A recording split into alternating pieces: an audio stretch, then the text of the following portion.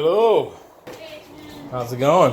It's none of your damn business. I'll thank you to stay out of my personal affairs.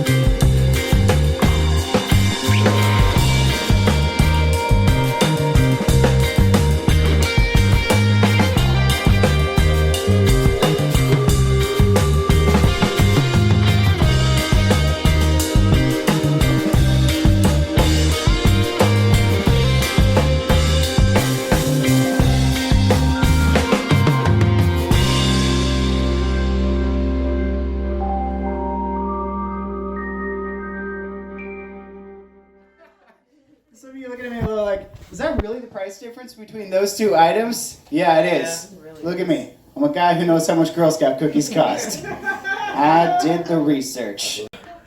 Also, there's been this other thing though that happens on Tinder. Fully 70 to 80% of every profile that I run across of women anyway, because I'm boring. There's a picture in there with her on the beach or on top of a mountain doing this. Right, hands up. There's the sunset inspirational saying. Like, they all have one. Why? Yeah. When I see one of those, I'm like, you are going to be disappointed in me because we're not going on mountain. Like a beach? My shirt's going to be on. I'm sorry. My shirt's on at the beach. I'm just waiting. I'm waiting to come across a Tinder profile with a woman standing in front of a 52-inch LCD TV going like, yeah! Like, yes, you and me. Oh, we're going to binge watch Orange is the New Black together. And then we're going to have that kind of sex where my knee gets stuck in the couch. Oh, yeah. And I'm going to tap out after 7 minutes because I forgot sex is exercise. And I was sweating on you. And I'm sorry. That's my dream girl. I got kids. They're not even kids. My kids aren't even kids. I have young adults.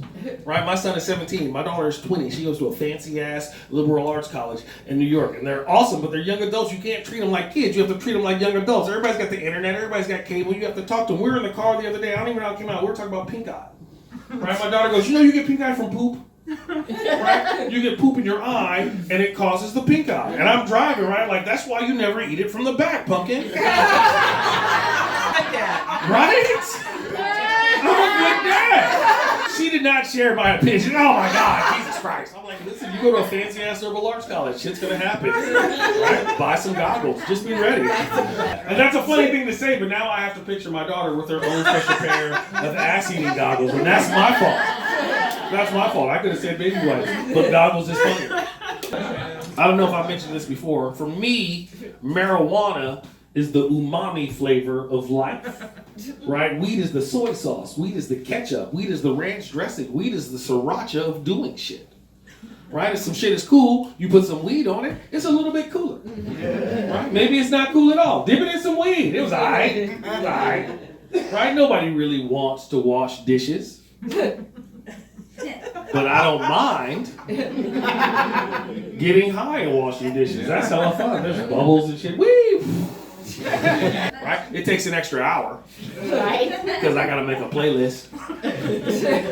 Smoke weed, all the different flavors. Somebody handed me some today. Green crack? I was like, I like it, but why has it gotta be green crack? I don't want crack in my weed. Right? There's just weird names all the time. My boy, I got a homie, he's a breeder. Not that he's a heterosexual male, I don't know, I never asked, but he's Dr. Dankenstein, right? He's always crossbreeding and making hybrids, all kind of crazy shit. And he called me up the other day, he's like, hey man, I crossed a white widow with a train wreck. I call it Courtney Love. I was like, that's fucked up. I'll be right over. I've been smoking weed since 7 o'clock. I've mistimed my drugs a little bit, so. But I held off on the dabs and the hash because, like, I can smoke weed and tell jokes because I practice that shit, right? It's a state-specific learning. But if I smoke a little hash and try to tell jokes, I just end up rambling. I ramble like an old hippie. You know what I mean? We've all hung out with old hippies. Look around. Look around. So. You know how it goes. Old hippies digress, right? Shit gets tangential. You know what I mean? You ask him how to make a pie. He'll tell you how to grow a tree. Oh, you want my pie recipe? Yeah, man. You know what? Yeah, okay. We've been friends long enough. I think you're ready. Okay, are you ready? All right. Here's the first ingredient. The first ingredient is love. I know it sounds corny, but if you don't start with love, it's never going to taste right. So it's love, and then it's 2 cups of apples. I like a Fuji apple because they're juicy, but they don't make your crust all soggy, and it's a Japanese apple, which really reminds me of the Asian birthplace of all apples, which is Kazakhstan on the China-Russia border. And they still have the wild apple orchards out there. I actually had a wild apple one time because I had followed the Silk Road on my vision quest after college, and I remember sitting in a hut with my friend Erdur, and he's a Uyghur, which is not a white black person as you might think, but it's a Muslim sect. It's like UIGHUR. But he had this hash, man, and it was fucking delicious. It was the second best hash I ever had in my life. The best hash, of course, is the hash that you collect off the thighs of the virgins after they run naked through the fields. I'm a simple man, don't want a complication.